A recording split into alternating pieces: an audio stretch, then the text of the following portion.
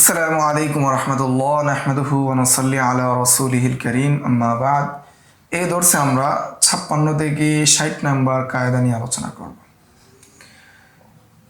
56 নম্বর কায়দা হলো ইন্নামা ইয়াবতানিল হুকমু আলাল মাকসুদি লা আলা যাহিরিল লফজ।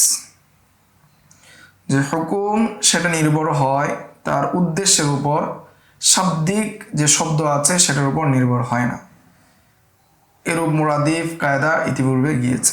সিনিয়র রদার উদ্দেশ্য হলো সহজ সিরাজুল কাবির এই কিতাব থেকে এই কায়দাটা নিয়ে এসেছেন মুফতি মুহাম্মদ আমিনুল ইহসান রাহিমাহুল্লাহু তাআলা। তাহলে আমরা 56 নম্বর কায়দা পাচ্ছি যে হুকুমের নির্ভর তার উদ্দেশ্যের উপর, লা আলা যাহিরিল লফজ। যে বাহ্যিক যে আলফাজ আছে সেটার উপর কি হয় না, নির্ভর হয় না। ইন্নামা ইয়াবতানিল হুকমু আলাল মাকসুদি লা আলা যাহিরিল লফজ। যে হুকুমটা নির্ভর হয় উদ্দেশ্যের উপর, সেটা বাহ্যিক যে শব্দ রয়েছে সেটার উপর নির্ভর হয় না। এর উদাহরণ হিসেবে এখানে দেওয়া হয়েছে, যদি দারুল ইসলামের মধ্যে কাফেররা বন্দী থাকে, মাহসুর থাকে, এমত অবস্থায় মুশরিকদের সাথে যদি কি হয়, সুলাহ হয়, কোনো ধরনের চুক্তি হয় যে তারা বেরিয়ে যাবে তাদের সন্তান স্ত্রীদেরকে নিয়ে এমন জায়গায়, নির্দিষ্ট একটা জায়গায় বের হয়ে যাবে, এবং সে নির্দিষ্ট জায়গায় বলতে যেখানে তারা নিরাপদ হয়ে যাবে, আমান হয়ে যাবে, এরকম একটা জায়গায় তারা বের হয়ে যাবে। এখন যদি তারা বের হয়ে যায় এবং তারা এমন একটি স্থানে পৌঁছে যায় যে স্থানে যাওয়ার পরে তারা আমান হয়ে যায়, তারা নিরাপদ হয়ে যায়, কিন্তু যেই স্থান বা যেই শব্দ উল্লেখ করা হয়েছে যে ওই জায়গায় যাবে, সেটা সেই জায়গায় যদি নাও পৌঁছে তারপরে যদি তারা নিরাপদ হয়ে যায়, তাহলে মুসলমানদের জন্য আক্রমণ করা বৈধ হবে। কেননা এখানে মানা যেটা, হুকুমের যে মাকসুদ যেটা, উদ্দেশ্য যেটা, সেটা পাওয়া গিয়েছে। যাহিরুল লফজ অর্থাৎ নির্দিষ্ট স্থানে পৌঁছার যে বিষয়টা, সেটা যদিও পাওয়া যায়নি। এটা এখানে বলা হয়েছে ইন্নামা ইয়াবতানিল হুকমু আলাল মাকসুদ, যে হুকুম নির্ভর করে উদ্দেশ্যের উপর, লা আলা যাহিরিল লফজ, যে বাহ্যিক যে শব্দ আছে সেই শব্দের উপর নির্ভর করে না, বরং মাকসুদের উপর কি করে, নির্ভর করে। কেন তাদের উদ্দেশ্য ছিল কি, মানে কাফেররা যে এখানে করেছিল সেটা উদ্দেশ্য ছিল তারা কি, নিরাপদ লাভ করা, নিরাপত্তা লাভ করা। ফলে এখানে যে তারা নির্দিষ্ট একটা জায়গা উল্লেখ করেছে, জায়গাটা কি না তাদের মূল উদ্দেশ্য না। ফলে যখন তারা নিরাপদ হয়ে গেল, কেমন যেন তারা তাদের উদ্দেশ্য হাসিল হয়ে গেল। 57 নম্বর কায়দা ইন্নামা ইউআমালুল মুআওয়াযু বিহাসবিদ দালিল। মুআওয়াজ বা বিপরীত দিকের ক্ষেত্রে আমল করা হবে, বিপরীত যে শর্ত সেই শর্তের উপর আমল করা হবে দলিলের ভিত্তিতে। সিনিয়র ওয়াদার উদ্দেশ্য হলো সহজ সিরাজুল কাবির এই কিতাব থেকে নেওয়া হয়েছে। ইন্নামাল ইউআমালুল মুআওয়াযু বিহাসবিদ দালিল, যে আমল করা হবে, মুআওয়াজের উপর আমল করা হবে দলিলের ভিত্তিতে। এর উদাহরণ হিসেবে বলা হয়েছে, যে উদাহরণটা আমরা যদি পাই তাহলে আমরা কায়দাটা বুঝতে আমাদের জন্য সহজ হবে। ফাইন কান মাহসুরু, যদি কোনো বন্দী ব্যক্তি বলে যে আপনি আমাকে নিরাপত্তা দেন, যদি আপনি আমাকে নিরাপত্তা দেন তাহলে আমি আরও 100 গুলামের সন্ধান দিব, আরও 100 কাফেরের সন্ধান দিব, যেগুলোর মালিক আপনি হয়ে যাবেন। আর যদি আমি সন্ধান না দিতে পারি তাহলে আমি কি হয়ে যাব, রকিক হয়ে যাব, গোলাম হয়ে যাব, দাস হয়ে যাব। এখন যদি সে কি না করতে পারে, এই শর্ত পূরণ না করতে পারে, 100 কাফেরের সন্ধান না দিতে পারে, তাহলে সে মুসলমানদের ফাই হয়ে যাবে, মুসলমানদের গনিমতের মাল হিসাবে বিবেচনা হবে। তখন আমিরুল মুজাহিদিন বা আমিরুল মুসলিমিনের জন্য উচিত হবে না যে তাকে হত্যা করা। যদি ওই কাফের যদি এই কথা না বলতো, অর্থাৎ অতিরিক্ত কথা যদি না বলতো যে যদি আমি না দেখাতে পারি তাহলে আমি কি দাস হয়ে যাবে, এই কথা যদি না বলতো তাহলে সে কি গোলাম হতো না, কিন্তু তাকে কি করা যেত, তখন হত্যা করা যেত, কিন্তু সে কি হতো না, গোলাম হওয়ার সুযোগ থাকতো না।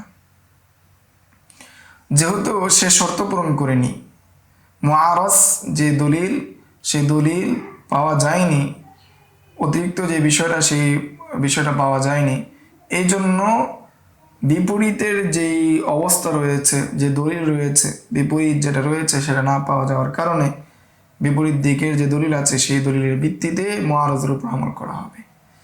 এটা কি বলা হয়েছে? ইন্নামা ইউআমালুল মুআরাজু বিহাসবিদ দলিল, যে বিপরীত দিকে আমল করা হবে দলিলের ভিত্তিতে, দলিল অনুযায়ী, দলিল ছাড়া আমল করা হবে না, বা বরং দলিল অনুপাতেই কি করা হবে? আমল করা হবে।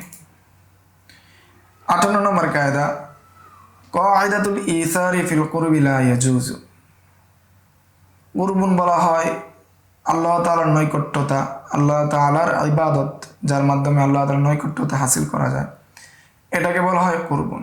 ইসার বলা হয় প্রাধান্য দেওয়া, যে আল্লাহ তাআলার ইবাদতের ক্ষেত্রে অন্য কাউকে প্রাধান্য দেওয়া যাবে না, এটা বৈধ নয়। শিন্নন দ্বারা উদ্দেশ্য হলো আল আশবা ওয়ান নাযায়ের। তাহলে প্রথম কাতারে যাওয়া, উজু করা, পানি আছে, একজন ব্যক্তি উজু করতে পারবে, এখানে উস্তাদ আর শাগরেদ, এমত অবস্থায় শাগরেদ এর নিকট পানি আছে, শাগরেদের জন্য বৈধ হবে না, তার উস্তাদকে কি দিবে? পানিটা দিয়ে দিবে। কিসের জন্য? উজু করার জন্য ইসার করবে। অথবা শাগরেদ পূর্বে এসে প্রথম কাতারে গিয়েছে, এমত অবস্থায় তার জন্য এটার সুযোগ নাই, সে কি করবে? তার উস্তাদকে প্রথম কাতারে দিয়ে দিবে, এটা তার জন্য সুযোগ নাই। এটাই বলা হয়েছে আল ইসারু ফিল কুরবি লা ইয়াজুজ, যে ইবাদতের ক্ষেত্রে প্রাধান্য দেওয়া, ইসার করা, সেটা কি নয়? বৈধ নয়। শাওফিরা বলেন যে কুরবের মধ্যে ইসার করা মাকরুহ, আর ইবাদত ছাড়া অন্যান্য জিনিসের মধ্যে ইসার করা এটা আল্লাহ তাআলার নিকট প্রিয়। কেননা এখানে কোরআন আয়াত বলা হচ্ছে ওয়ুসিরুনা আলা আনফুসিহিম ওয়ালাউ কানা বিহিম খাসাসা, যে তারা কষ্টের মধ্যে থাকা সত্ত্বেও তারা কি করে? নিজেদের উপর অন্যকে প্রাধান্য দেয়। ইজ্জুদ্দিন রাহিমাহুল্লাহ, শাইখ ইজ্জুদ্দিন রাহিমাহুল্লাহ তিনি বলেন যে কুরবাতের মধ্যে ইসার কি নয়? বৈধ নয়। এমনকি তহরতের পানি দ্বারা এবং সতর ঢাকার যে কাপড় রয়েছে সেই কাপড়, প্রথম কাতার, এগুলোর মাধ্যমে ইসার করা যাবে না। কেননা যে ব্যক্তি এগুলোর মাধ্যমে ইসার করে, কেমন যেন সে আল্লাহ তাআলার ইজলাল, আল্লাহ তাআলাকে সম্মান করাকে পরিত্যাগ করলো, এই জন্য ইসার করা যাবে না।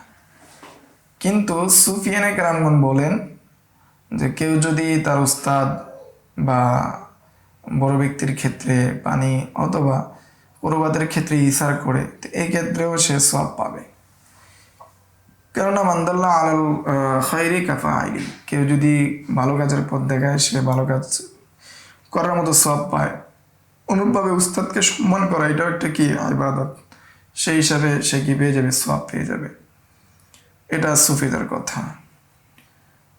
তো মূলনীতি আমরা পেলাম কায়দাতুল ইসারি ফিল কুরবি লা ইয়াজুজু, যে ইবাদতের ক্ষেত্রে ইসার করা বৈধ নয়। 59 নম্বর কায়দা, আইয়ু, এটা ব্র্যাকেট হবে, আইয়ু কালিমাতু জামিআন, যে আইয়ু যে শব্দটা, এটা জমার একটা কালিমা। তানাওয়ালু কুল্লা ওয়াহিদিন মিনাল মুখাতিবিনা আলাল ইনফিরাদ। আইয়ুন শব্দ দ্বারা যখন কোনো দিকে নিসবত করা হবে, তখন সমস্ত জমাকে, সমষ্টিগত যারা রয়েছে তার অধীনে, সবগুলোকে এককভাবে সম্বোধন করবে, এককভাবে সেটার সংযুক্তি চলে আসবে। সিয়ার দ্বারা উদ্দেশ্য হলো সরহ সিয়ারুল কাবির। তা আমরা উদাহরণটা জেনে নিই, তারপর আবার আমরা কি করব? কায়দাটা জানব। তো এখানে হাসিয়ার মধ্যে বলা হয়েছে ইদা ওয়াকাফাল মুসলিমুনা আলা বাবি হিসনিন, যখন যদি মুসলমানরা কোনো দুর্গের দরজার কাছাকাছি আসে, ফাকাল আল আমিরু মান দাখালা মিনকুম আউওয়ালান ফালাহু সালাসাতু রুউসিন, যে ব্যক্তি তোমাদের মধ্যে প্রবেশ করবে, প্রথমে প্রবেশ করবে, তার জন্য 2টা গোলাম থাকবে, বা 3টা গোলাম থাকবে, বা 3টা পুরস্কার থাকবে। ওলিসানি রাসানে, আর যে কি করবে? দ্বিতীয়বার প্রবেশ করবে, তার জন্য 2টা ওলিসালিসি রাসুন ইলা কাউলি, আর 3 নম্বর যে প্রবেশ করবে তার জন্য 1টা মাথা থাকবে। এখন যদি কেউ প্রবেশ করে, ঠিক আছে, ফাইদা দাখালা সালাসাতুন তিবাআন, যখন তিনজন যদি প্রবেশ করে ধারাবাহিকভাবে, কানাল আউয়ালি সালাসাতু রুসিন, তখন প্রথম জনের জন্য তিনটা রুস থাকবে, উলিসানি রসানি উলিসালিসি রসুন, যে দ্বিতীয় জনের জন্য দুইটা, তৃতীয় জনের জন্য একটা থাকবে, ইলা কওলি। আর যদি এখানে বলতো ওয়াকাদালাও কলা, অনুরূপভাবে যদি এখানে বলা হয়েছে যে মান দাখালা, মান দিয়ে বলা হয়েছে, আর এখন যদি মানের জায়গায় বলে আইয়ুকুম দাখালা, আইয়ুকুম দাখালা যদি বলে, লিআন্না আইয়ু কালিমাতিন জামউন ইয়াতানাওয়ালু কুল্লা ওয়াহিদিন মিনাল মুখাতিবিনা আলা সাবিলিল ইনফিরাদ বিমানজিলাতিন, তখন আইয়ুকুম যে শব্দটা রয়েছে এটাও মানের মতোই হবে, প্রত্যেককেই সম্বোধন বোঝাবে। ফলে যে প্রথমে ঢুকবে তার জন্য 3 মাথা বা 3টা গোলাম, যে দ্বিতীয়বার ঢুকবে তার জন্য 2টা গোলাম, যে তৃতীয়বারে ঢুকবে 3 নম্বরে ঢুকবে তার জন্য একটা গোলাম থাকবে। এটি হলো 59 নম্বর কায়দা। আইয়ু কালিমাতু জামিআন, আইয়ু যেটা রয়েছে এটা জমার কালিমা, জমার শব্দ। তানাওয়ালু কুল্লা ওয়াহিদিন মিনাল মুখাতিবিন আলাল ইনফিরাদ, এটা মুখাতাবকৃত ব্যক্তি যারা রয়েছে প্রত্যেককেই আলাদাভাবে একত্রিত করে। সিয়ার দ্বারা উদ্দেশ্য হলো সরহ সিয়ারুল কাবির। 7 নম্বর কায়দা হলো আল আইমানু মাবনিয়াতুন আলাল আলফাজ, কসম যেটা রয়েছে সেটার ভিত্তি হলো শব্দের উপর। শিন নুন দ্বারা উদ্দেশ্য হলো আল আসবা ও নাজায়ের থেকে এই কায়দাটা বা এই মূলনীতিটা নেওয়া হয়েছে। তাহলে 7 নম্বর কায়দা পাচ্ছি আমরা। 7 নম্বর কায়দা আল আইমানু মাবনিয়াতুন আলাল আলফাজ, যে আইমান যেগুলো রয়েছে, কসম যেগুলো রয়েছে সেটা নির্ভর হবে শব্দের উপর, নিয়তের উপর হবে না, বরং কিসের উপর নির্ভর হবে? আলফাজের উপর নির্ভর হবে, যেমনিভাবে তালাকি নির্ভর হয়। এটা বলা হচ্ছে আলাল আলফাজ লা আলাল আগরাজ, উদ্দেশ্যের উপর হয় না বরং শব্দের উপর হয়।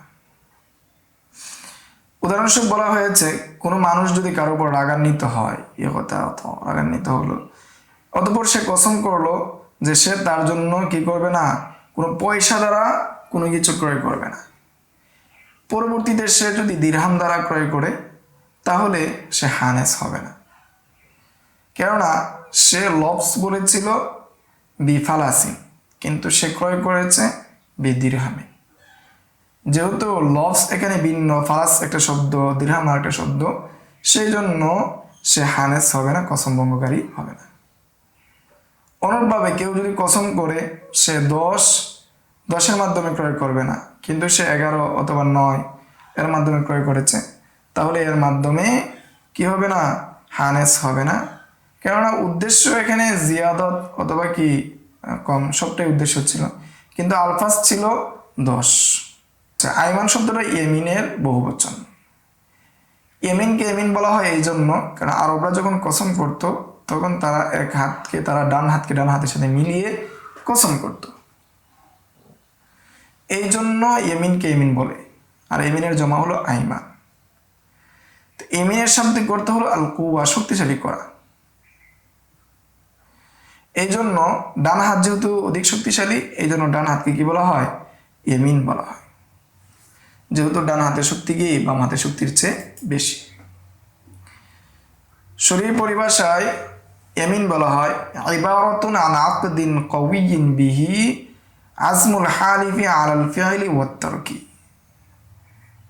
যে এমন শক্তিশালী চুক্তির বর্ণনা বা ইবারত যার মাধ্যমে কসমকারী কোনো কাজ করা অথবা ছাড়ার উপর কি করে, নির্ভর করে, সেটাকে শক্তিশালী করে। এখানে কসমকে আল্লাহ তাআলার সাথে যুক্ত করা হয়েছে বা আল্লাহ তাআলার সাথে যুক্ত করা হয়েছে যাতে করে কোনো ব্যক্তি কোনো কাজ করা অথবা ছাড়া বিষয়টাকে শক্তিশালী করে। এই জন্য কসমকে আল্লাহ তাআলা নামের সাথে যুক্ত করা হয়, যেহেতু এই দুনিয়ার সবচেয়ে বড় শক্তিশালী কি আল্লাহ তাআলা। এই জন্য আল্লাহ তাআলার সাথে কি করা হয়েছে, ইয়ামিনকে যুক্ত করা হয়েছে। তাহলে আমরা এখানে শেষ যে কায়দা সেটা পাইলাম আল আইমানু মাবনিয়াতুন আলাল আলফাজ, যে ইয়ামিন যেগুলো আছে সেটা নির্ভর হলো শব্দের উপর, আগরাজের উপর নয়। আজকের দর্স এ পর্যন্তই। আসসালামু আলাইকুম রহমতুল্লাহ। يؤتي الحكمة من يشاء ومن يؤت الحكمة